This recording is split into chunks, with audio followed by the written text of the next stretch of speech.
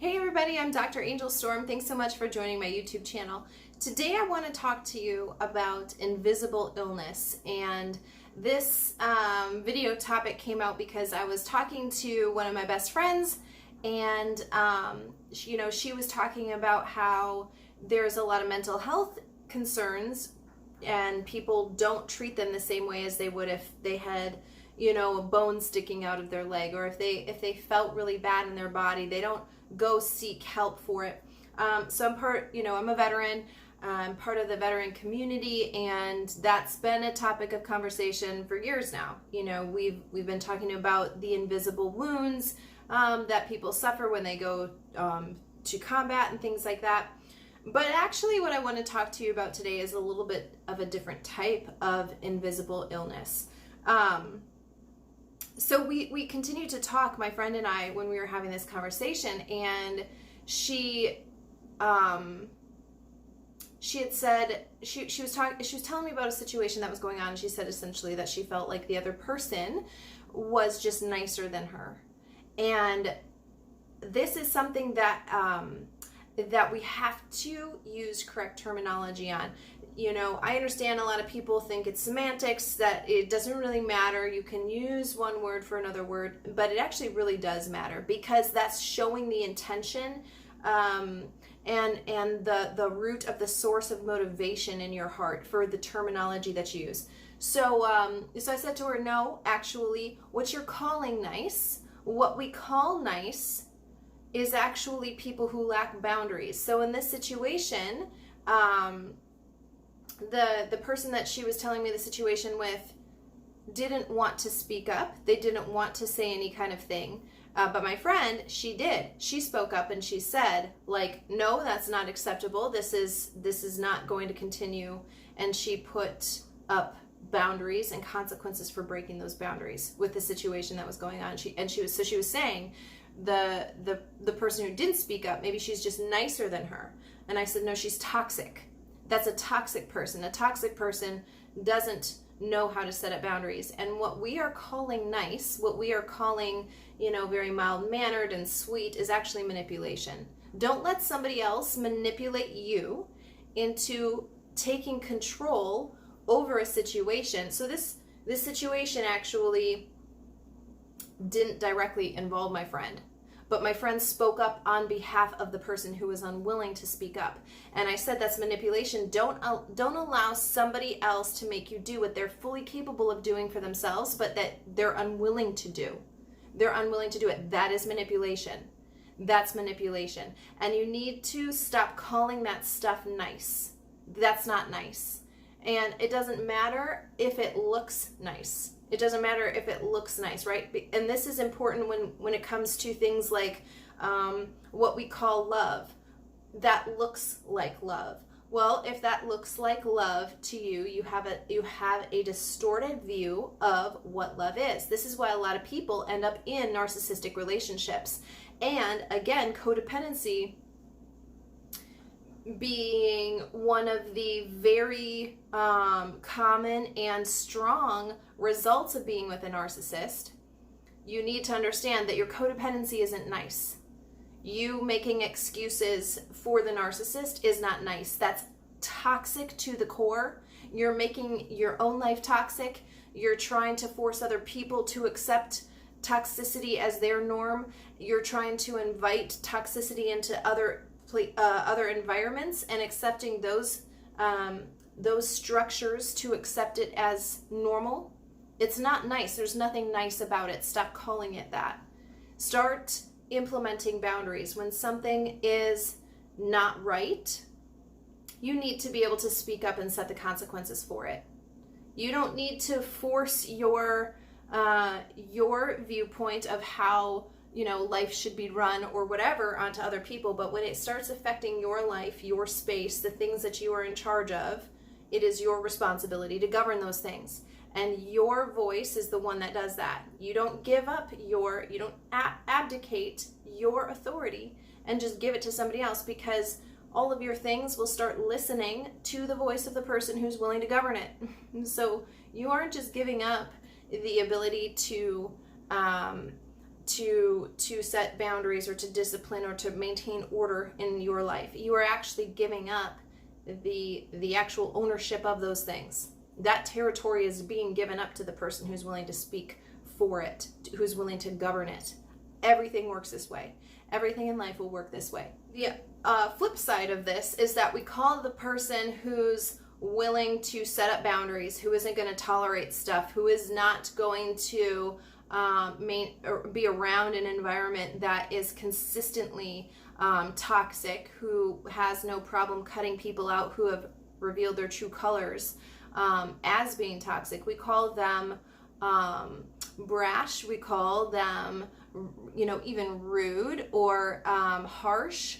When really what they are is they're visionaries. They know what they are worth. They know what they want in their life, and they're willing to ruthlessly edit out the things that do not serve them, including people, including relationships, systems, organizations, institutions that don't serve them, that don't serve their purpose. They're willing to cut those things out, and we call those people rude or harsh, right? And yet those are the people who are actually healthy. They're just healthy. They know what is good for them, what is good for their family, their business, their dreams, their goals, all of that stuff. They know what is necessary to be in their life, and they're not afraid to say that thing doesn't belong in my life and I'm not going to tolerate it. And so we really need to get a hold of what is actually happening in our lives, and what we're calling nice and what we're calling rude. Are those things actually true?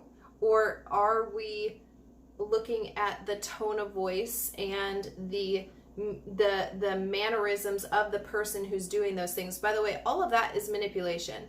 The person who is the codependent in the situation is often just as manipulative as the narcissist, because they have picked up on tendencies, yes, of being in that situation, but another thing is that they have been groomed to be in this role, and so they've been constantly told, like, you're not good enough, or you can't do anything without me, and so they've taken that on as their identity, and now they're using those words and that identity that they've adopted to manipulate other people, to do stuff for them, to take authority for them, to even to the point of like basic life tasks, right? Like, well, I couldn't find an apartment because nobody helped me, or I couldn't find a job because nobody helped me get a job. So there's basic stuff that people are, again, abdicating their role over, and then they're wondering why their life hasn't changed and why they're still in the same situation. But everybody on the outside isn't helping that person. They're just calling them nice. Oh, they're just too sweet. They're very mild-mannered. They're very meek, whatever. That isn't actually the definition of any of those things. They're codependent. They're unhealthy. They have an invisible illness. They need a supportive structure that can hold them accountable for that type of behavior, who can pull them into their true identity, and who can correctly call out what they're doing. Stop falsely labeling it as they're just too nice to do that. They're not too nice. They are either manipulative, or they are suffering with this invisible illness and they're not getting help for it, or they're both. So I just say this, I actually really felt like when she was talking to me about this topic, that this is something that people don't really recognize, right? Because we're more likely, I didn't like the way that person spoke to me, or I didn't like that they the way that they handled that situation, because they just cut so-and-so out of their life without, whatever. You don't know the full extent of those situations oftentimes, and take a look at that person's track record, because if their history is creating an environment that's going to allow their business, their family, their whatever it is that they're working on themselves to flourish, then yeah, they're probably ruthlessly editing out their life. And if people are toxic, or if they have any of these unhealthy traits, they're getting rid of them. I did a video a while back called where are all the healthy people? Somebody had submitted me this question. It was such a good It was such a good question. I actually really enjoyed doing that video. So I did this video on where are all the healthy people, and I said all the healthy people are where all the other healthy people are. If you can't find a healthy person, it's because you're not looking in the right environment. I don't go to a doctor's office expecting to find a professor, and I don't go to the post office expecting to find a carpenter, right? I'm going to go to the place where those people are going to be found. So if I'm looking around my life and I don't see healthy people, but I see nice people, but their situation is clearly unhealthy, guess what? That person isn't what you're calling a nice person. They may very well be a nice person, but that doesn't mean that they're a healthy person. That means that they have this invisible illness. You need to be able to look at your situation for what it truly is. If you don't find yourself with healthy people, then you might have nice people. Is that where you're going to settle? Is that okay? Is that what you want from your life? Everybody gets to make their own decisions about who they hang out with, who's in their life, and that kind of stuff. Everybody gets to make their own choice. So if that's good with you, then that's fine, but call it for what it is. Stop labeling things that make you feel comfortable with keeping them in your life if that isn't actually what you want. You're denying your own self. You're denying your own dreams, your own goals in order to keep the peace. By the way, that's not peace, right? That's negative peace.